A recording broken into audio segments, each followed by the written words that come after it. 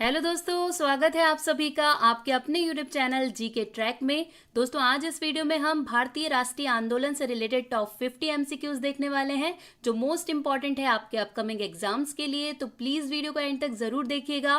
Video पसंद आए तो लाइक एंड शेयर ज़रूर कीजिएगा। अगर आपने अभी तक चैनल को सब्सक्राइब नहीं किया है तो प्लीज़ चैनल को सब्सक्राइब करके बेल आइकन ज़रूर प्रेस कर लीजिए। चलिए स्टार्ट करते हैं। फर्स्ट क्वेश्चन देखिए, जलियांवाला बाग हत्याकांड कब हुआ? बहुत ज्यादा पूछा जाने वाला क्वेश्चन है, बार बार रिपीट होता है। करेक्ट आंसर इसका हो जाएगा बी, 13 अप्रैल 1919 को जलियांवाला बाग हत्याकांड हुआ था। देखिए, जलियांवाला नरसंहार, जिसे अमृतसर का नरसंहार के नाम से भी जाना जाता है, 13 अप्रैल 1919 को अमृतसर पंजाब में जलियांवाला बाग में निहत्थे भारतीयों की एक भीड़ पर गोलीबारी की गई थी, जिसमें कई लोग मारे गए और सैकड़ों लोग घायल हो गए थे। उस समय अमृतसर में लागू मार्शल लॉ को सख्ती से लागू करने के लिए जनरल डायर ने गोली चलाने का आदेश दिया था। एक क्वेश्चन यहाँ पे बहुत ज्यादा पूछा जाता है कि जलियांवाला बाग नरसंहार में गोली चलाने का आदेश किसने दिया है, तो वो जनरल डायर के द्वारा दिया गया था। ये आपको याद रखना है। नेक्स्ट, चोरी चोरा घटना असहयोग आंदोलन के दौरान जो चोरी चोरा घटना हुई थी, ये किससे संबंधित है? तो करेक्ट आंसर हो जाएगा सी, भीड़ द्वारा एक पुलिस चौकी को जलाना। ये घटना थी चोरी चोरा की घटना। देखिए, चोरी चोरा उत्तर प्रदेश के गोरखपुर जिले का एक शहर है।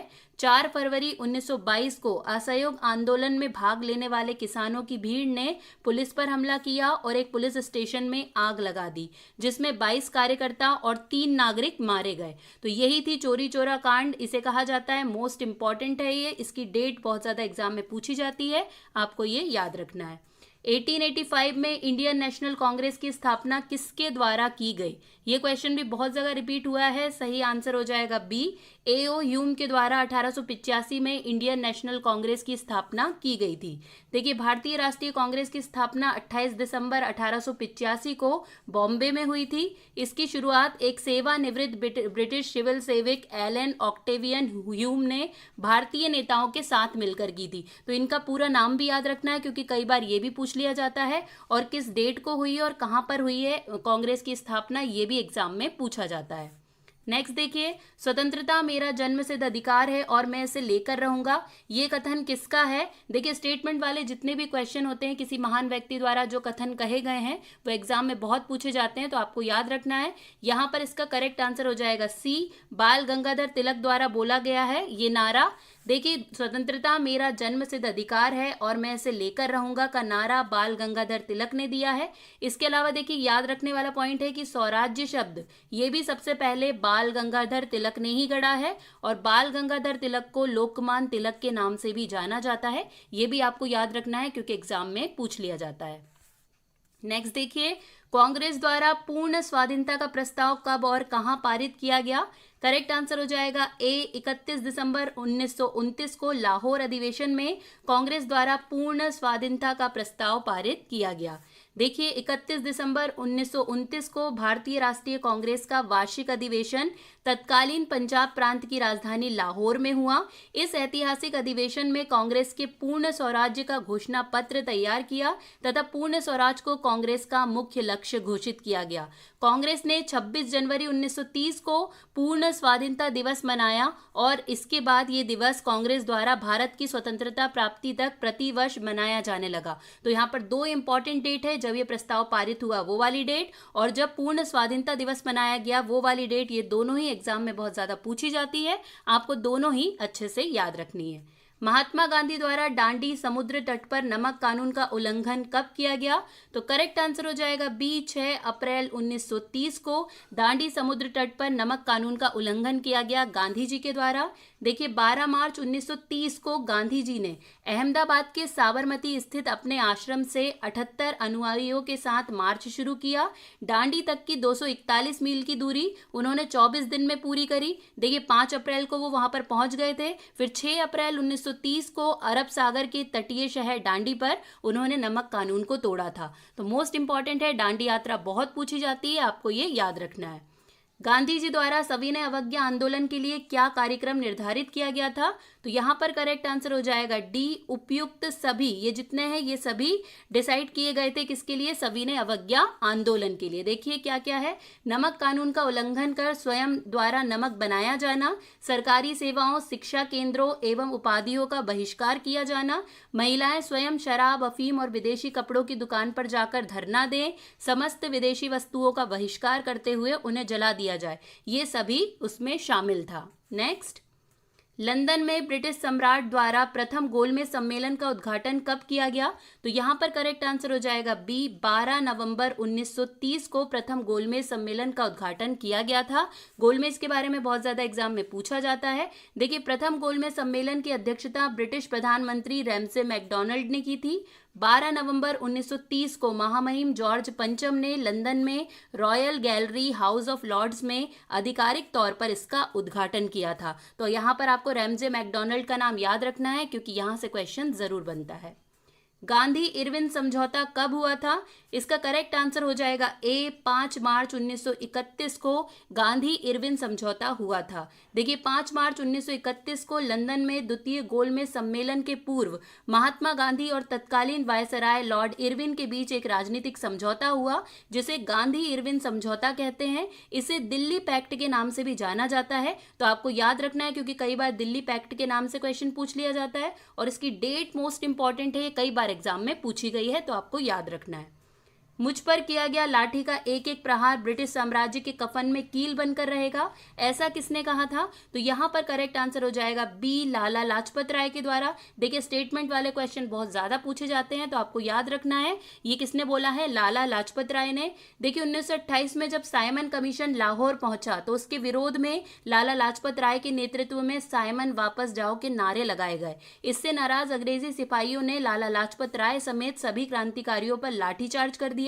इसमें लाला लाजपत राय को गंभीर चोटें आई। इस दौरान उन्होंने दहाड़ते हुए कहा कि मेरे शरीर पर पड़ी एक एक लाठी की चोट ब्रिटिश सरकार के ताबूत में एक एक कील का काम करेगी। तो ये मोस्ट इंपॉर्टेंट स्टेटमेंट है जो लाला लाजपत राय के द्वारा दिया गया था।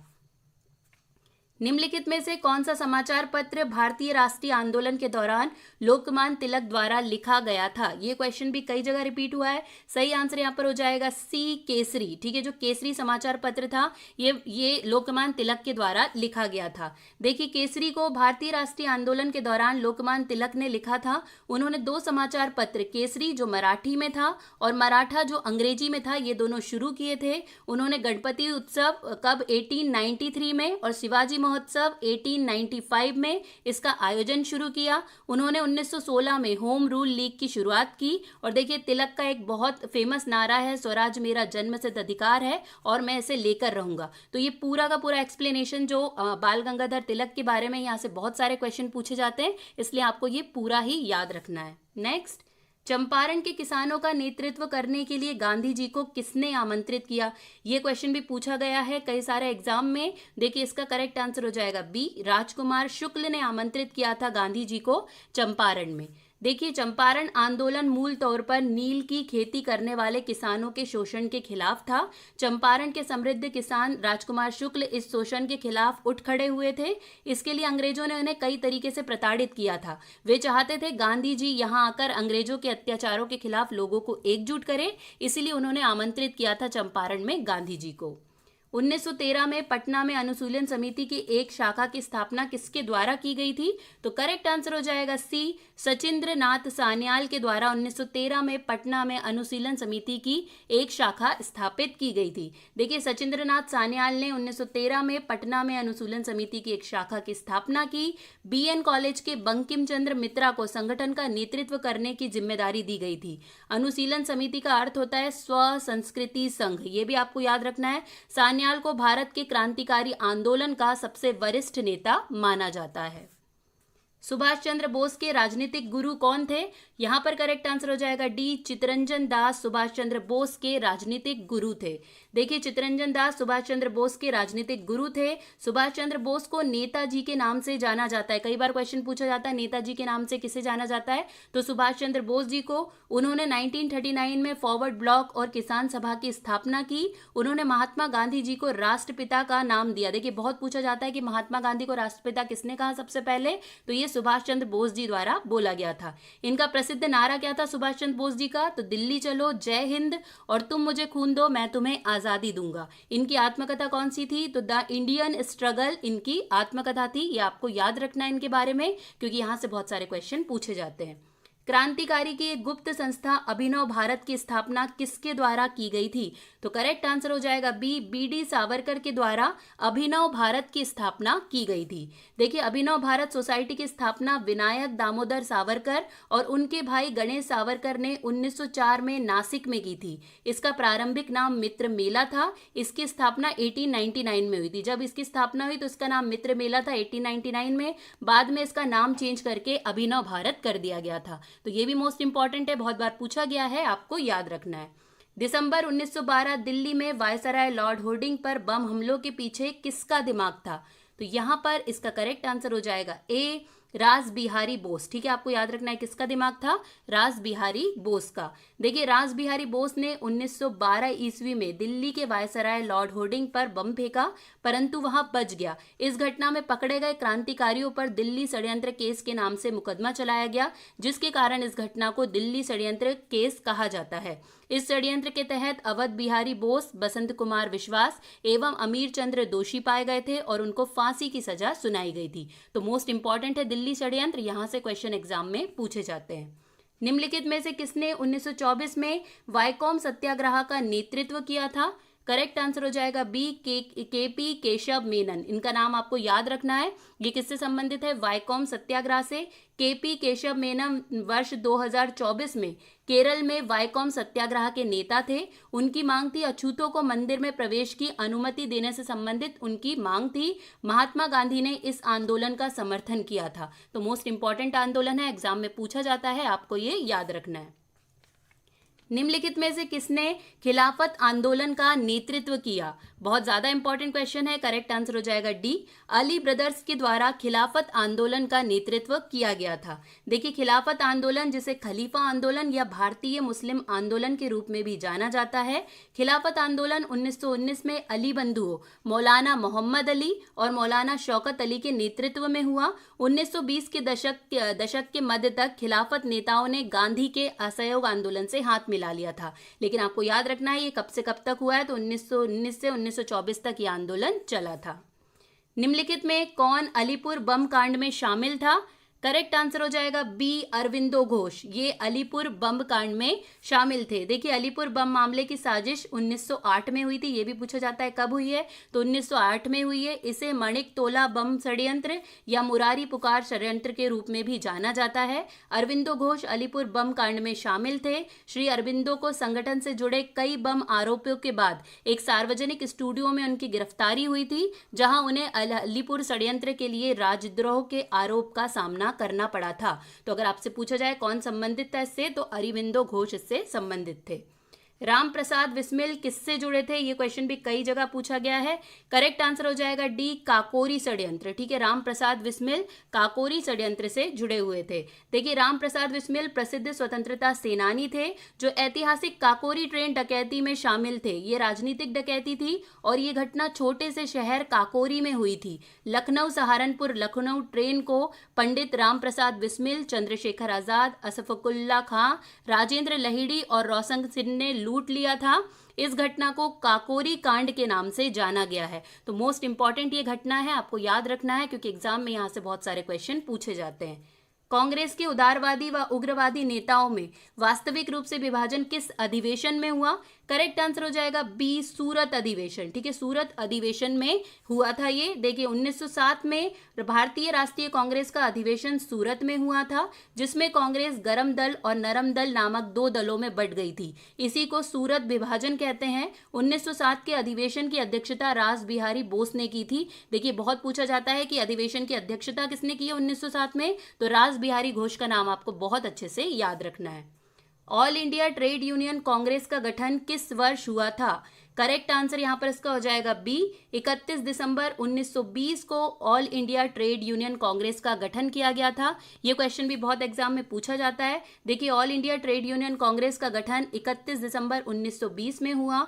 All India trade union Congress Bharat का सबसे पुराना ट्रेड यूनियन फेडरेशन है। यहाँ भारतीय कम्युनिस्ट पार्टी से जुड़ा हुआ है, ये आपको याद रखना है। मैकडॉनल्ड अवार्ड के किस प्रावधान से गांधी जी को बहुत आघात पहुंचा? तो करेक्ट आंसर हो जाएगा सी, दलित वर्गों के लिए पृथक निर्वाचन क्षेत्रों की व्यवस्था मैकडॉनल्ड अवार्ड में की जा रही थी। इससे गांधी जी को बहुत ज्यादा आघात पहुंचा था। देखिए, 16 अगस्त 1932 को ब्रिटिश प्रधानमंत्री रैमजे मैकडॉनल्ड द्वारा भारत में उच्च वर्ग, निम्न वर्ग, मुस्लिम, बौद्ध, सिख, भारतीय ईसाई, एंग्लो इंडियन, पारसी और अछूत जो दलित आदि के लिए अलग अलग चुनाव क्षेत्र के लिए ये अवार्ड दिया गया था। ये सांप्रदायिक पंचायत आया था जिसका विरोध किया था गांधी जी ने। ये आपको याद रखना है और ये डेट भी याद रखनी है क्योंकि पूछ ली जाती है। क्रिप्स को भारत भेजने के लिए उत्तरदायी कारण क्या था? करेक्ट आंसर हो जाएगा डी, उपयुक्त सभी, ब्रिटेन पर मित्र राष्ट्रों का दबाव, गांधी जी के नेतृत्व में कांग्रेस का दृढ़ दृष्टिकोण, युद्ध की बिगड़ती हुई स्थिति और जापानी संकट, ये सभी कारण थे क्रिप्स मिशन भारत भेजने के। देखिए, 22 मार्च 1942 को ब्रिटिश सरकार द्वारा क्रिप्स मिशन को भारत भेजा गया था, जिसका उद्देश्य द्वितीय विश्व युद्ध के दौरान अंग्रेजों के लिए भारतीयों का पूर्ण सहयोग प्राप्त करना था। तो ये मोस्ट इंपॉर्टेंट है, क्रिप्स मिशन कब भारत आया, डेट पूछी जाती है, तो आपको ये याद रखना है। अखिल भारतीय कांग्रेस के अधिवेशन में भारत छोड़ो प्रस्ताव कब पारित किया गया? यहां पर करेक्ट आंसर हो जाएगा, इसका करेक्ट आंसर यहां पर अब हो जाएगा ए, 8 अगस्त 1942। ठीक है, आपको याद रखना 8 अगस्त 1942। 8 अगस्त 1942 को बॉम्बे के वर्धा में अखिल भारतीय कांग्रेस कमेटी के अधिवेशन में गांधी जी ने भारत छोड़ो आंदोलन शुरू किया और करो और मरो का आह्वान किया। देखिए, ये भी पूछा जाता है करो और मरो का नारा गांधी जी ने किस आंदोलन के टाइम पर दिया है? तो आपको याद रखना है भारत छोड़ो आंदोलन के टाइम पर दिया है। वर्धा प्रस्ताव को भारत छोड़ो प्रस्ताव के रूप में भी जाना जाता है, ये भी आपको याद रखना है। नेक्स्ट देखिए, भारत की आज़ादी के समय ब्रिटेन के प्रधानमंत्री कौन थे? ये क्वेश्चन भी कई सारे एग्जाम में रिपीट हुआ है। आपको इसका सही आंसर याद रखना है डी, क्लेमेंट एटली, जो भारत की आज़ादी के समय ब्रिटेन के प्रधानमंत्री थे। देखिए, भारत की आज़ादी के समय ब्रिटेन के प्रधानमंत्री क्लेमेंट एटली थे। वह 1935 से 1955 तक लेबर पार्टी के नेता रहे और 1945 से 1951 तक यूनाइटेड किंगडम के प्रधानमंत्री के रूप में उन्होंने काम किया है। तो मोस्ट इंपॉर्टेंट क्वेश्चन बार बार एग्जाम में पूछा गया है, आपको याद रखना है। बंगाल में क्रांतिकारी नेताओं द्वारा किस संस्था की स्थापना की गई? तो सही आंसर यहां पर हो जाएगा ए, अनुशीलन समिति की स्थापना की गई क्रांतिकारी नेताओं द्वारा बंगाल में। देखिए, अनुशीलन समिति की स्थापना 24 मार्च 1902 को कलकत्ता के एक बैरिस्टर प्राणनाथ मित्रा द्वारा की गई थी। इसका नेतृत्व श्री अरबिंदो घोष के छोटे भाई बारेंद्र कुमार घोष ने किया था। इनका नाम याद रखना है क्योंकि बहुत बार ये क्वेश्चन पूछा गया है एग्जाम में। निम्नलिखित में से किसने 1938 में राष्ट्रीय योजना समिति का आयोजन किया था? करेक्ट आंसर यहां पर हो जाएगा सी, नेताजी सुभाष चंद्र बोस ने 1938 में एक राष्ट्रीय योजना समिति का आयोजन किया था। देखिए, भारत के लिए राष्ट्रीय योजना विकसित करने का पहला प्रयास 1938 में हुआ। उस वर्ष कांग्रेस अध्यक्ष सुभाष चंद्र बोस ने जवाहरलाल नेहरू जी के अध्यक्ष के रूप में एक राष्ट्रीय योजना समिति की स्थापना की थी। तो ये आपको याद रखना है, मोस्ट इंपॉर्टेंट क्वेश्चन है ये भी। देखिए, पूना समझौता की प्रमुख व्यवस्था क्या थी? यहाँ पर करेक्ट आंसर हो जाएगा डी, उपयुक्त सभी प्रावधान। ये सारे प्रावधान रखे गए थे किसमें? पूना समझौता में। देखिए, सांप्रदायिक पंचायत के अंतर्गत प्रांतीय विधानमंडलों में दलितों के लिए केवल 71 सीटें निर्धारित की गई थी, जबकि पूना समझौता के अंतर्गत प्रांतीय विधानमंडलों में दलितों के लिए 147 सीटें आवंटित की गई थी। इस समझौते के तहत विभिन्न प्रांतों में दलितों के लिए सीटें सुरक्षित कर दी गई थी, इसलिए पूना समझौता मोस्ट इंपॉर्टेंट है, बार बार एग्जाम में ये पूछा जाता है। भारत में होम रूल आंदोलन का नेतृत्व किसके द्वारा किया गया? करेक्ट आंसर यहाँ पर देखिए हो जाएगा बी, श्रीमती एनी बेसेंट और लोकमान्य तिलक के द्वारा होम रूल आंदोलन का नेतृत्व किया गया था। देखिए, होम रूल का तात्पर्य है एक ऐसी स्थिति से जिसमें किसी देश का शासन वहां के स्थायी नागरिकों के द्वारा ही चलाया जाता है। अप्रैल 1916 में तिलक ने बेलगाम में इंडियन होम रूल लीग की शुरुआत की थी और एनी बेसेंट ने सितंबर 1916 में मद्रास में होम रूल लीग की शुरुआत की थी। देखिए, पूछा जाता है कि तिलक ने कब किया है, तो अप्रैल 1916 था और एनी बेसेंट ने सितंबर 1916। ये दोनों ही आपको याद रखना है क्योंकि एग्जाम में बार बार ये पूछा जाता है। रॉलेट एक्ट का उद्देश्य क्या था? मोस्ट इंपॉर्टेंट क्वेश्चन, आपने कई सारे एग्जाम में से देखा भी होगा।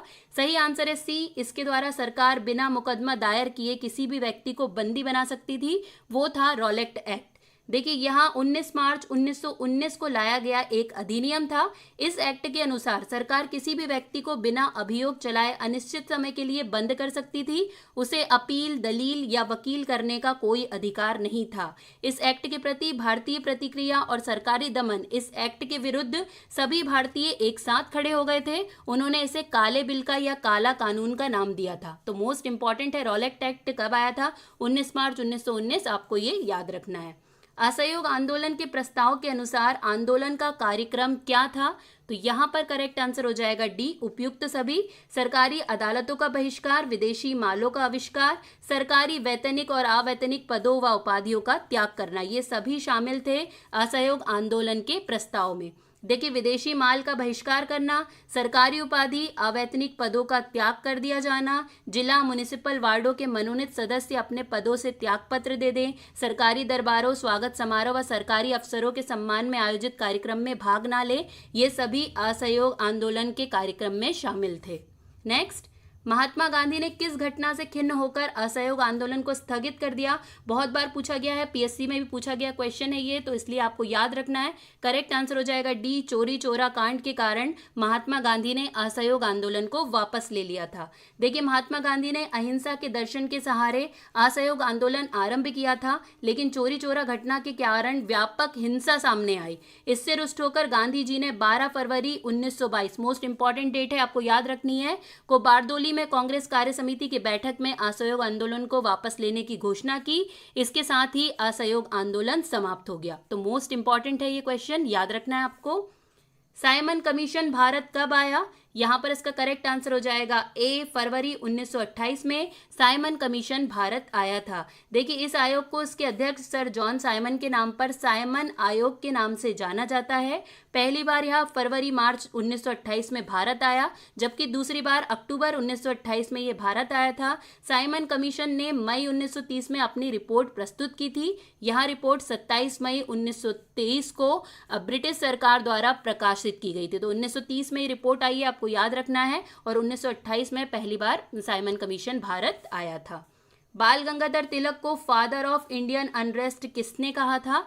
करेक्ट आंसर हो जाएगा ए, वैलेंटाइन शिरोल के द्वारा बाल गंगाधर तिलक को फादर ऑफ इंडियन अनरेस्ट कहा गया था। देखिए वैलेंटाइन शिरोल एक प्रमुख ब्रिटिश पत्रकार थे। उन्होंने बाल गंगाधर तिलक को भारतीय अशांति के जनक की उपाधि दी थी, और ये क्वेश्चन बहुत ज्यादा एग्जाम में रिपीट होता है, इसे आप जरूर से याद कर लीजिए। निम्नलिखित में से किसने भारतीय राष्ट्रीय कांग्रेस को भीख मांगने वाली संस्था या बैगिंग इंस्टीट्यूट कहा है? तो यहाँ पर करेक्ट आंसर हो जाएगा ए, बाल गंगाधर तिलक ने ऐसा कहा है। देखिए उग्र विचारधारा वाले नेताओं ने भारतीय राष्ट्रीय कांग्रेस के बारे में नकारात्मक टिप्पणियां की थी, तो बाल गंगाधर तिलक ने क्या कहा था? भारतीय कांग्रेस को बैगिंग इंस्टीट्यूट की संज्ञा दी है, ठीक, या भीख मांगने वाली संस्था कहा है। तो ये आपको याद रखना है क्योंकि ऐसे क्वेश्चन बहुत ज्यादा एग्जाम में पूछ लिए जाते हैं। नेक्स्ट देखिए, भगत सिंह और बी के दत्त ने निम्नलिखित में से किस विधेयक या एक्ट के विरोध में 8 अप्रैल 1929 को केंद्रीय विधानसभा में बम फेंका था? करेक्ट आंसर हो जाएगा बी, जन सुरक्षा विधेयक यानी कि पब्लिक सेफ्टी बिल, इसके लिए फेंका था। देखिए क्रांतिकारी पब्लिक सेफ्टी बिल और ट्रेड डिस्प्यूट बिल का विरोध कर रहे थे। ट्रेड डिस्प्यूट बिल पहले ही पास किया जा चुका था, जिसमें मजदूरों द्वारा की जाने वाली हर तरह की हड़ताल पर पाबंदी लगा दी गई थी। पब्लिक सेफ्टी बिल में सरकार को संदिग्धों पर बिना मुकदमा चलाए हिरासत में रखने का अधिकार दिया जाना था। दोनों बिल का मकसद अंग्रेजी सरकार के खिलाफ उठ रही आवाजों को दबाना था, इसीलिए बम फेंका गया था असेंबली में। आपको ये याद रखना है क्योंकि ये क्वेश्चन भी बहुत बार पूछा गया है। खिलाफत आंदोलन कब चलाया गया था? करेक्ट आंसर हो जाएगा सी, मार्च 1919 में खिलाफत आंदोलन चलाया गया था। देखिए ये आंदोलन 1919 से 1924 तक चला था। इस आंदोलन का सीधे तौर पर भारत से कोई संबंध नहीं था। खिलाफत आंदोलन का मुख्य उद्देश्य तुर्की खलीफा के पद को पुनः स्थापित करना और वहां के धार्मिक क्षेत्रों से प्रतिबंध हटाना था। सन 1919 में अली बंधुओं द्वारा अखिल भारतीय खिलाफत कमेटी का गठन किया गया। ये क्वेश्चन भी बहुत पूछा गया है कि किसके द्वारा किया गया और कब किया गया है, तो ये आपको बहुत अच्छे से याद रखना है। स्वराज पार्टी की स्थापना किसने की थी, बहुत ज्यादा पूछा जाने वाला क्वेश्चन। करेक्ट आंसर हो जाएगा सी, मोतीलाल नेहरू एवं चित्तरंजन दास के द्वारा स्वराज पार्टी की स्थापना की गई थी। देखिए, स्वराज पार्टी पराधीन भारत के स्वतंत्रता संग्राम के समय बना एक राजनीतिक दल था। इस दल की स्थापना 1 जनवरी 1923 को देशबंधु चित्तरंजन दास तथा मोतीलाल नेहरू ने की थी। तो ये डेट भी आपको याद रखनी है और दोनों नाम याद रखने हैं क्योंकि ये मोस्ट इंपॉर्टेंट है। निम्नलिखित में से किसने लंदन में कर्जन वाइली की हत्या की थी? करेक्ट आंसर हो जाएगा ए, मदन लाल ढींगरा। इन्होंने लंदन में कर्जन वाइली की हत्या की थी। देखिए, मदन लाल ढींगरा भारतीय स्वतंत्रता संग्राम के अप्रतिम क्रांतिकारी थे। उन्होंने 1909 में विलियम कर्जन वाइली नामक एक ब्रिटिश अधिकारी की गोली मारकर हत्या कर दी थी। कहां पर की थी? लंदन में की थी। कब की थी? तो 1909 में की थी। ये आपको याद रखना है। गदर पार्टी की स्थापना किस जगह पर हुई है? तो सही आंसर हो जाएगा ए, सैन फ्रांसिस्को में गदर पार्टी की स्थापना की गई थी। देखिए, गदर पार्टी की स्थापना अमेरिका के सैन फ्रांसिस्को के एस्टोरिया में 1913 में अंग्रेजी साम्राज्य को जड़ से उखाड़ फेंकने के उद्देश्य से की गई थी। इसके संस्थापक कौन थे? तो लाला हरदयाल। और इसके पहले अध्यक्ष कौन थे? तो सोहन सिंह भाकना। ये दोनों ही आपको बहुत अच्छे से याद रखना है क्योंकि कई बार एग्जाम में इन दोनों के ही नाम पूछे जा चुके हैं। चटगांव के पुलिस शस्त्रागार पर हमले का प्रमुख कौन था? करेक्ट आंसर हो जाएगा डी, सूर्यसेन चटगांव के पुलिस शस्त्रागार हमले के प्रमुख थे। ये मोस्ट इंपॉर्टेंट क्वेश्चन है। सूर्यसेन भारत की स्वतंत्रता संग्राम के महान क्रांतिकारियों में से एक थे। उन्होंने इंडियन रिपब्लिकन आर्मी की स्थापना की। कई बार पूछा गया इंडियन रिपब्लिकन आर्मी की स्थापना किसने की है? तो ये सूर्यसेन के द्वारा की गई है। और चटगांव के पुलिस शस्त्रागार पर हमले का सफल नेतृत्व भी इनके द्वारा किया गया। चटगांव शस्त्रागार छापा कब पड़ा? तो 18 अप्रैल 1930। ये डेट आपको बहुत अच्छे से याद रखनी है क्योंकि बहुत बार एग्जाम में पूछी गई है, आगे भी पूछी जा सकती है। स्वदेशी आंदोलन के प्रारंभ का तात्कालिक कारण क्या था? करेक्ट आंसर यहां पर हो जाएगा ए, लॉर्ड कर्जन द्वारा किया गया बंगाल विभाजन स्वदेशी आंदोलन का तात्कालिक कारण था। देखिए, स्वदेशी आंदोलन के शुरू होने का तात्कालिक कारण 1905 में लॉर्ड कर्जन द्वारा किया गया बंगाल का विभाजन था। यह एक व्यापक आंदोलन था जो 6 साल तक चलता रहा। तो आपको याद रखना है बंगाल विभाजन कब हुआ है? 1905 में। और इसी के विरोध में क्या चलाया गया था? स्वदेशी आंदोलन। निम्नलिखित में से किसने गाड़ी पर यह मानकर बम फेंका था कि उसमें मुजफ्फरपुर के न्यायाधीश किंग्सफोर्ड बैठे हैं? तो करेक्ट आंसर हो जाएगा सी, खुदीराम बोस और प्रफुल्ल चाकी। ये मोस्ट इंपॉर्टेंट क्वेश्चन है। देखिए, 30 अप्रैल 1908 को खुदीराम बोस और प्रफुल्ल चाकी ने वर्तमान बिहार के मुजफ्फरपुर जिले में कलकत्ता के मुख्य प्रेसिडेंसी मजिस्ट्रेट डगलस किंग्सफोर्ड की हत्या के गाड़ी पर बम फेंका था। इसके परिणाम स्वरूप गाड़ी में सवार 2 महिलाओं की मौत हो गई थी। वो तो नहीं थे गाड़ी में, जो 2 महिलाएं गाड़ी में थी उनकी क्या हो गई थी? मौत हो गई थी। तो ये आपको याद रखना है, 1908 खुदीराम बोस और प्रफुल्ल चाकी। नेक्स्ट देखिए, भारतीय स्वतंत्रता के समय भारतीय राष्ट्रीय कांग्रेस के अध्यक्ष कौन थे? ये बहुत ज्यादा पूछा जाने वाला क्वेश्चन है। करेक्ट आंसर यहां पर हो जाएगा सी, जे.बी. कृपलानी। भारतीय स्वतंत्रता के समय भारतीय राष्ट्रीय कांग्रेस के अध्यक्ष जे.बी. कृपलानी थे। देखिए, माउंटबेटन योजना में भारत के विभाजन का उल्लेख किया गया था और इसे 1947 के भारतीय स्वतंत्रता अधिनियम के रूप में भी जाना जाता था। इसे 3 जून 1947 को लॉर्ड माउंटबेटन द्वारा सामने रखा गया। इसके परिणाम स्वरूप भारत और पाकिस्तान 2 स्वतंत्र प्रभुत्व की स्थापना हुई। विभाजन के समय भारतीय राष्ट्रीय कांग्रेस के अध्यक्ष आचार्य जे.बी. कृपलानी थे। उन्होंने वर्ष 1946 से 1947 के दौरान भारत की अंतरिम सरकार और भारत की संविधान सभा में भी कार्य किया है। तो मोस्ट इंपॉर्टेंट नेम है जे.बी. कृपलानी, आपको याद रखना है। युगांतर पार्टी का नेतृत्व किसने किया था? करेक्ट आंसर हो जाएगा ए, जतींद्र नाथ मुखर्जी के द्वारा युगांतर पार्टी का नेतृत्व किया गया था। देखिए, जतींद्र नाथ मुखर्जी ब्रिटिश शासन के खिलाफ एक क्रांतिकारी थे। जतींद्र नाथ मुखर्जी के बचपन का नाम जतींद्र नाथ मुखोपाध्याय था। अपनी बहादुरी से एक बाघ को मारने के कारण ये बाघा जतिन कहलाते थे। देखिए, इनका नाम जतींद्र नाथ से ज्यादा बाघा जतिन ही पूछा जाता है, इसलिए मैंने यहाँ पर ये मेंशन किया है। ये युगांतर पार्टी के प्रमुख नेता थे। उस समय युगांतर पार्टी बंगाल में क्रांतिकारी आक्रामकों का प्रमुख संगठन था। तो ये आपको याद रखना है, बाघा जतिन का नाम जो युगांतर पार्टी से संबंधित है। मुजफ्फरपुर में किंग्सफोर्ड की हत्या का प्रयास कब किया गया? देखिए, इस तरीके से भी क्वेश्चन पूछा गया है। सही आंसर हो जाएगा ए, 1908 में किंग्सफोर्ड की हत्या का प्रयास किया गया था मुजफ्फरपुर में। देखिए, 30 अप्रैल 1908 को बिहार के मुजफ्फरपुर में खुदीराम बोस और प्रफुल्ल चाकी ने किंग्सफोर्ड की बग्घी में बम फेंका था। दुर्भाग्य की बात यह थी कि उस बग्घी में किंग्सफोर्ड मौजूद नहीं थे। दुर्भाग्यवश राष्ट्रीय आंदोलन से हमदर्दी रखने वाले मिस्टर कैनेडी की पत्नी और पुत्री मारे गए थे। पुलिस से घिराव देख, मतलब पुलिस ने उन्हें घेर लिया था। पुलिस से घिरा देख खुदीराम बोस के जो साथी थे प्रफुल्ल कुमार चाकी, उनने खुद को गोली मारकर अपनी शहादत दे दी थी और खुदीराम बोस पकड़े गए थे, उन्हें फांसी की सजा सुनाई गई थी। तो ये भी पूछा जाता है कि खुदीराम बोस को किस केस में फांसी की सजा हुई है और कब हुई है। तो आपको याद रखना है कि 1908 में। ये मोस्ट इंपॉर्टेंट है, बार बार पूछा जाने वाला क्वेश्चन है। नेक्स्ट देखिए, हिंदुस्तान रिपब्लिक एसोसिएशन HRA की स्थापना किस वर्ष हुई? करेक्ट आंसर यहाँ पर इसका हो जाएगा बी, 1924 में HRA की स्थापना हुई है। देखिए, 1924 में हिंदुस्तान रिपब्लिकन एसोसिएशन का कानपुर में गठन हुआ। बंगाल, उत्तर प्रदेश, पंजाब, मद्रास आदि प्रांतों में इसकी शाखाएं स्थापित की गई। यह एक क्रांतिकारी दल था जिसमें सचिंद्रनाथ सान्याल, योगेश चटर्जी, रामप्रसाद बिस्मिल जैसे प्रमुख क्रांतिकारी ने ये ग्रुप बनाया था। और भगत सिंह, चंद्रशेखर आजाद, सुखदेव, भगवती चरण आदि युवा क्रांतिकारी भी इसके सदस्य थे। तो ये मोस्ट इंपॉर्टेंट है, आपको याद रखना है। नेक्स्ट देखिए, भगत सिंह, सुखदेव और राजगुरु को किस केस में फांसी की सजा सुनाई गई थी? ये क्वेश्चन बहुत बार रिपीट हुआ है, बार बार पूछा जाने वाला क्वेश्चन है। करेक्ट आंसर इसका क्या हो जाएगा? तो करेक्ट आंसर है सी, लाहौर षड्यंत्र केस में इन्हें फांसी की सजा दी गई थी। देखिए, लाहौर षड्यंत्र केस के अंतर्गत भगत सिंह, राजगुरु और सुखदेव को फांसी की सजा सुनाई गई, जबकि बटुकेश्वर दत्त को काला पानी की सजा देकर सेलुलर जेल अंडमान भेज दिया गया। उन पर ब्रिटिश अफसर जॉन सैंडर्स की लाहौर में हत्या का आरोप लगा था। इस मामले को लाहौर षड्यंत्र केस कहा गया। सैंडर्स को गलती से मार दिया गया था क्योंकि असली निशाना उनका एक अन्य अधिकारी था जिसका नाम क्या था? James Scott. वो जेम्स स्कॉट को मारना चाहते थे जो लाठी चार्ज के लिए जिम्मेदार था, जिसमें लाला लाजपत राय की मौत हो गई थी। इसलिए स्कॉट को मारना था, लेकिन मर गया था सैंडर्स, तो इसीलिए उनको फांसी की सजा हुई थी। ये आपको याद रखना है, बहुत बार पूछा गया क्वेश्चन है। अब बारी है लास्ट क्वेश्चन की। निम्न में से किस एक को लाला लाजपत राय ने अपना राजनीतिक गुरु माना या उन्हें मानते थे? तो करेक्ट आंसर यहां पर हो जाएगा बी, मेजनी। ठीक है, मेजनी थे जिन्हें लाला लाजपत राय अपना राजनीतिक गुरु मानते थे।